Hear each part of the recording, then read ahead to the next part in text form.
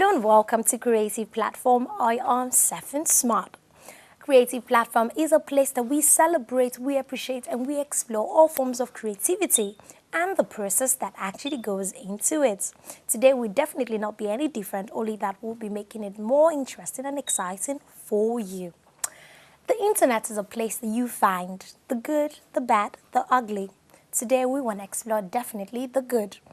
We go on the internet and we bring to you quite a lot of interesting creativity that we found on the net. Let's get all street smart as we explore not the street this time, but the net.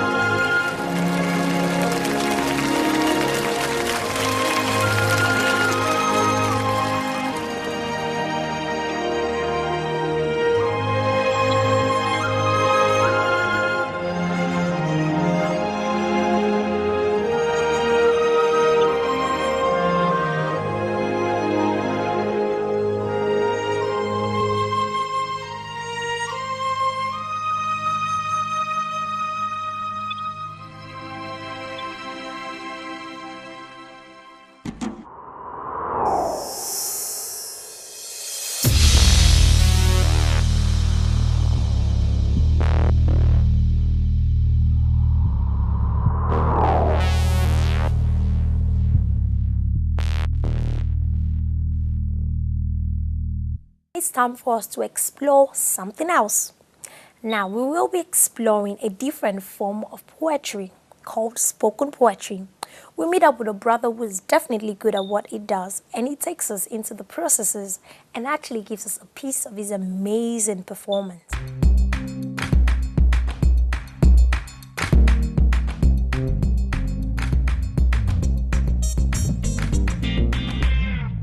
Your voice, it soothes me.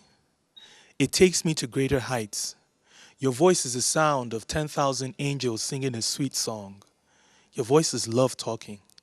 It's the joy of laughter. It's the amen in a prayer. Your voice is wisdom telling a story. Your voice is 10 suns being backed up by 15 moons. That's right, your voice is music. Your voice is rhythm.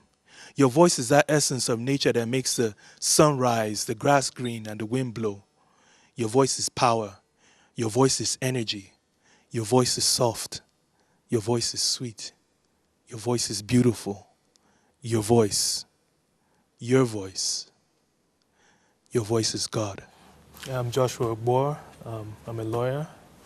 I work in the development field, but I'm passionate, a very passionate poet.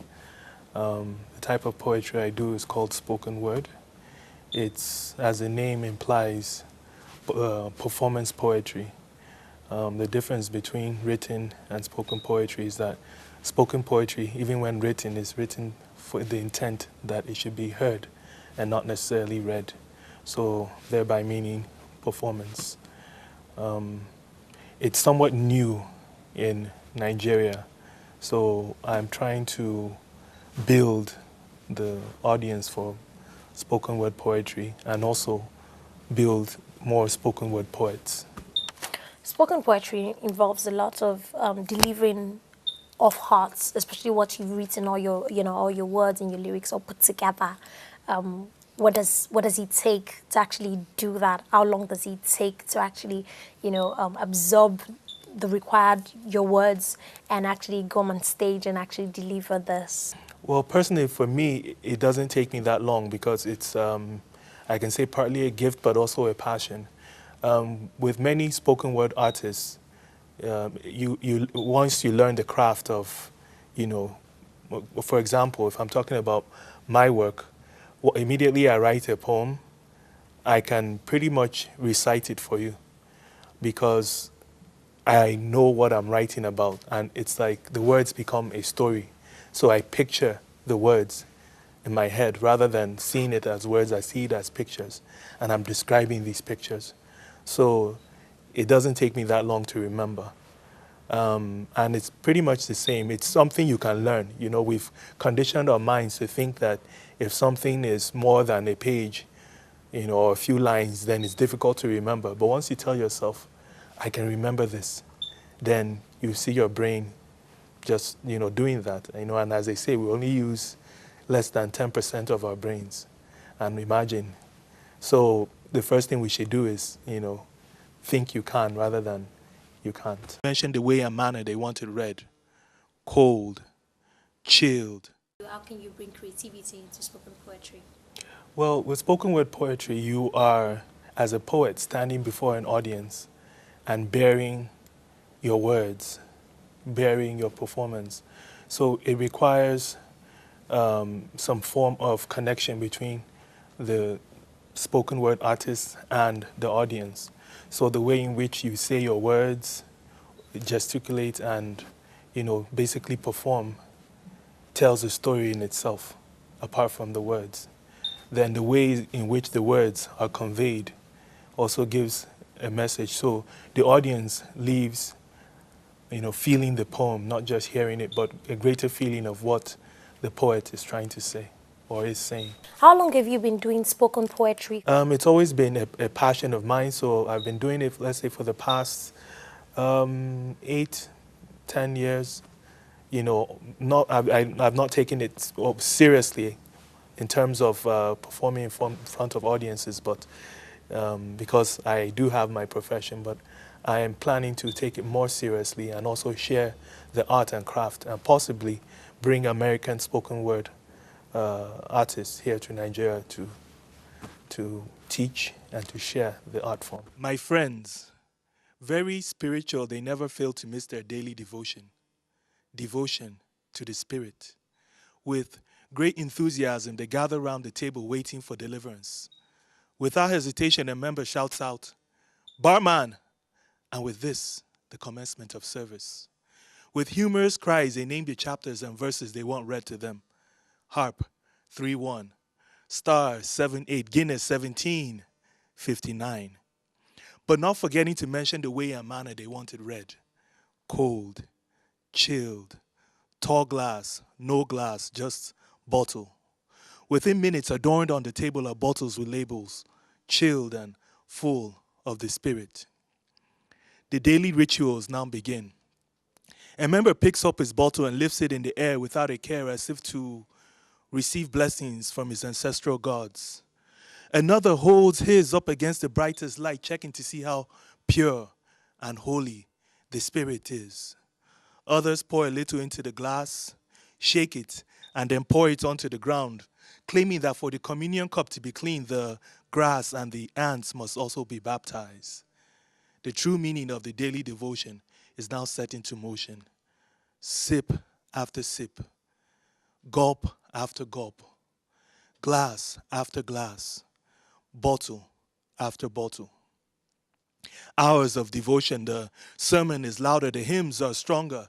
Some members decide they must leave, but they cleave to tables and chairs. Trying to stand tall, they lean on the walls as they're led out by the Spirit. Other members say they're yet to speak in tongues, for they have not yet felt the Spirit. Moments later, a member falls and hits the ground hard, as he's then carried out by the ushers, but whom never forget to collect the day's offering from one so moved by the Spirit. By the end of service, all members are speaking in tongues, drunk in spirit, foolish in pride. Some still decide to drive as they set a time and place for tomorrow's devotion. It is true, as their defense says, that Jesus turned water into wine. But my friends, he never turned anyone into a drunk. When you're on stage, do you often forget some of the words that you've observed? And if you've been in such similar situation, have you been able to overcome it? I actually don't often forget my words when performing on stage, but it does happen once in a while, because sometimes you go on to perform and you're tired or something. But normally what I do is, I own the poetry. So if I forget, I might play it off. The audience may never know that I actually forgot a line or two. There was a time I actually, my mind went blank in the middle of a poem, and I just paused and stared at the audience. And they thought, it was intentional. So I played with it and played it as if it was intentional. And, at the end of the performance, someone came and said, "I love it when you paused." And I was like, if you really knew what was going on in my mind. What are the challenges, really, of putting spoken poetry and deliverance together? A challenge could be, one, a fear of forgetting. When I was teaching some students in JOS, that's always the question. How do you get up on stage and, remember all the words? And the first challenge is overcoming that fear of forgetting. And that's what actually gets to people. When you get up on stage and you don't believe that you will remember, you won't. But if you tell yourself, I remember these words, everything, you actually do. Like God, I'm jealous because I never want to share. I envy the ground you walk on, for it too has felt the essence of your presence. I want to be the air you breathe, for it enters your very being and is something you cannot do without, for it is paramount for survival. I glance into your eyes, and the feverish passion of a compelling substance flows within me. Should I call it love? I hear some call me foolish, but that is not enough. They should also call me stupid, dumb, and not wise. For if you are the reason, so let it be. For what will we call the sun without shine, or the moon without light? Not important, or maybe incomplete. So I too am this without you. So make me your slave and chain me with your presence, then punish me with your kiss, and if you must, kill me with your love. Yeah, with spoken word poetry, it's You know, I personally believe poetry comes from within. There's no right or wrong poetry, especially when it comes to spoken word, because the artist or the spoken word artist is bearing his mind, his heart, his soul, his emotions to an audience. So if he's true to himself, he'll be true to the craft. And that is where the difference between written poetry and spoken word is. It's with spoken word you can see the expression, the feeling, and really where the spoken word artist is coming from, you know, because you see him, you know, live and in performance. How do you encourage somebody who's got a certain passion, for spoken poetry? What would you say to the person? You know, in everything, you know, have the passion, but then always practice and rehearse. You know, sometimes for some people it's easier than others in terms of remembering, but practice makes perfect. So always practice, you know. Every professional artist that is coming before an audience or public speakers always rehearse their speech, even I believe presidents too.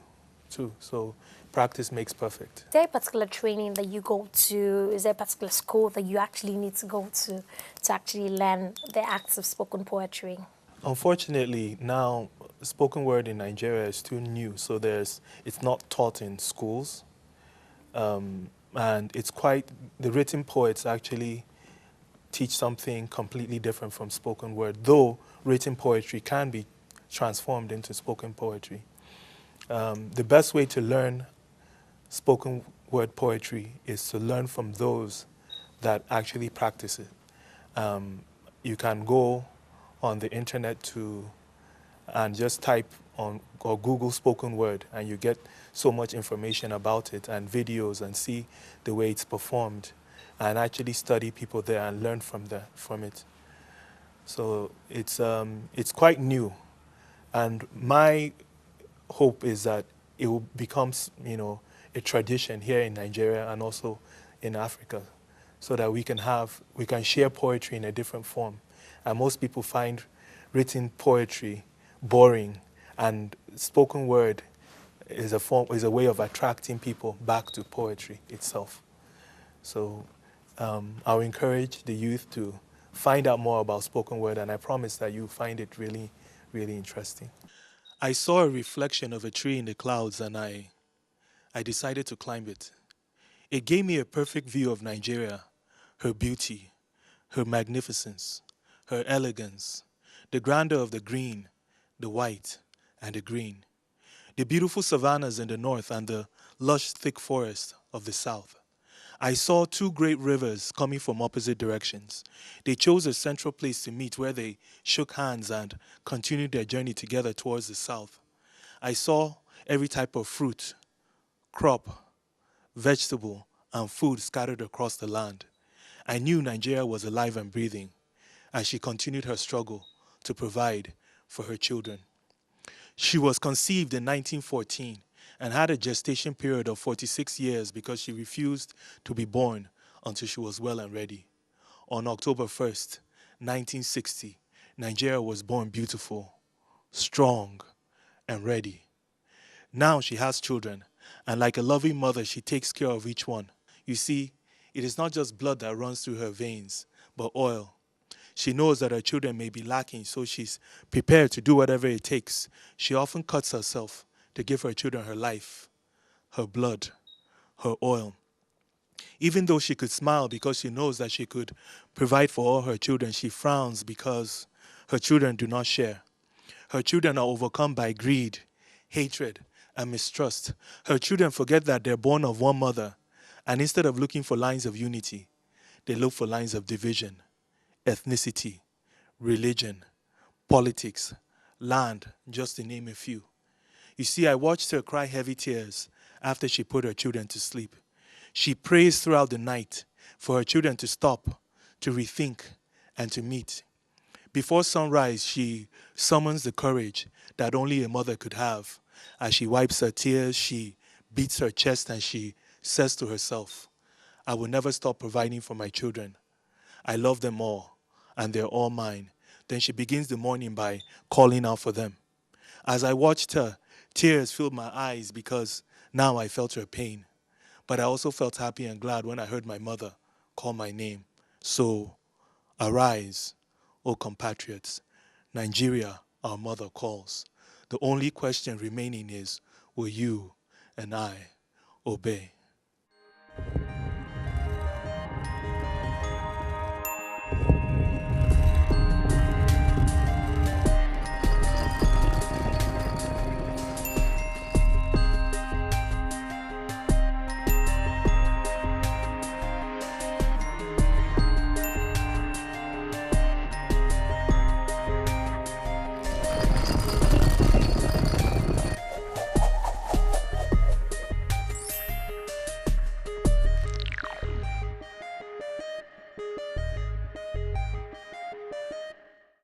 It is definitely still creative platform, and it's time for us to move on to another segment we call Amazing Treasure.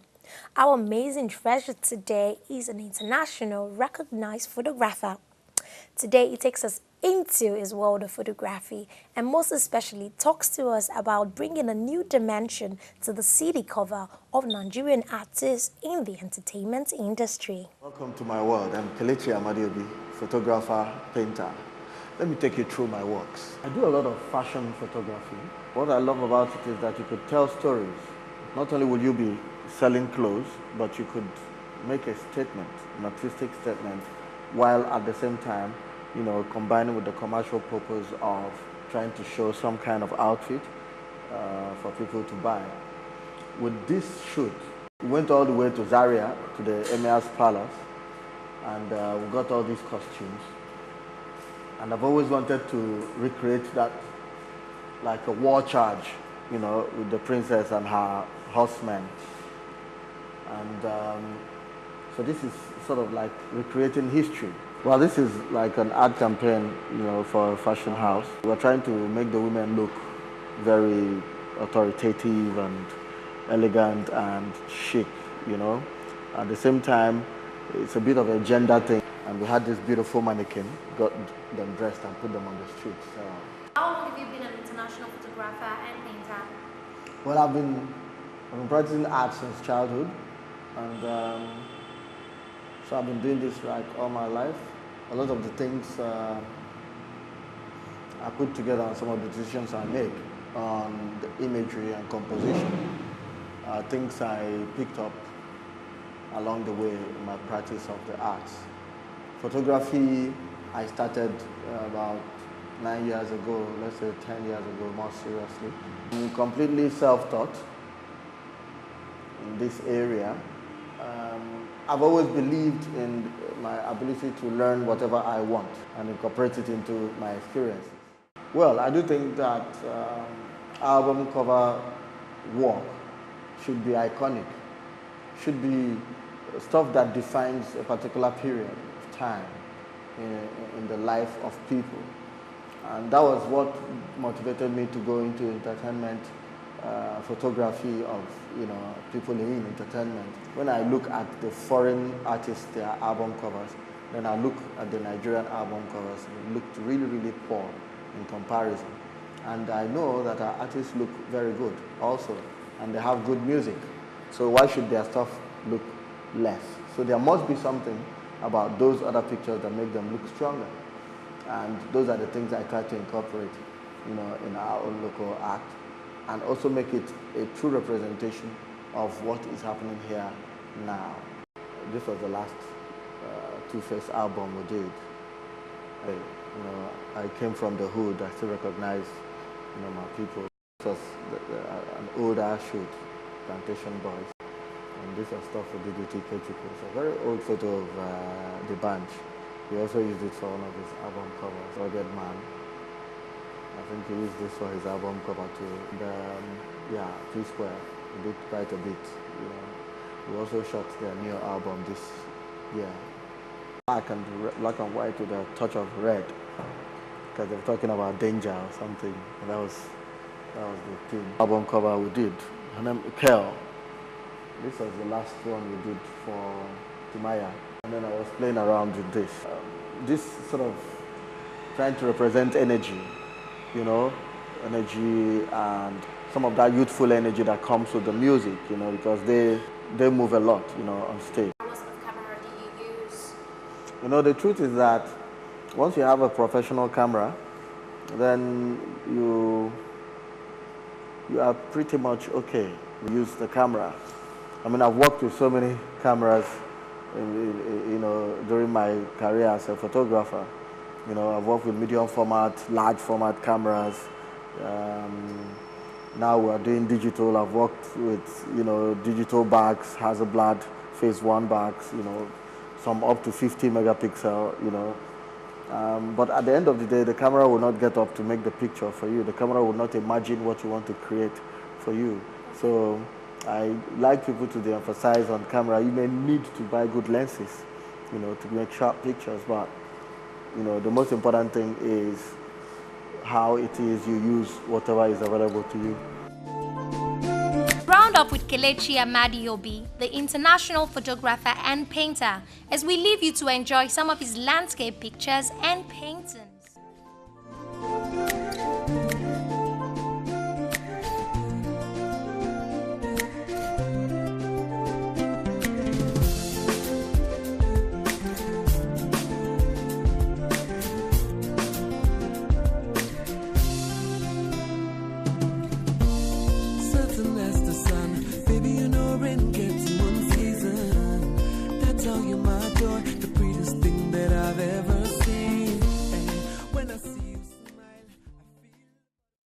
People, we've definitely come to the very end of today's episode, and I want to say thank you very much for sticking all the way with me. I won't give you my usual slogan where I say everything is possible. Today I say to you, be truthful to yourself, be honest to yourself. You've got to learn to maintain a certain integrity in such a way that people will look around and say of a truth, I can vouch for him or I can vouch for her. You know yourselves. Build your integrity today. It's never too late, whatever you've done in the past. At this point, I also do want to say thank you to my guest cameraman, Ephraim Forst, keeping it real with me all the way. I remain my humble self, Sephiny Smart.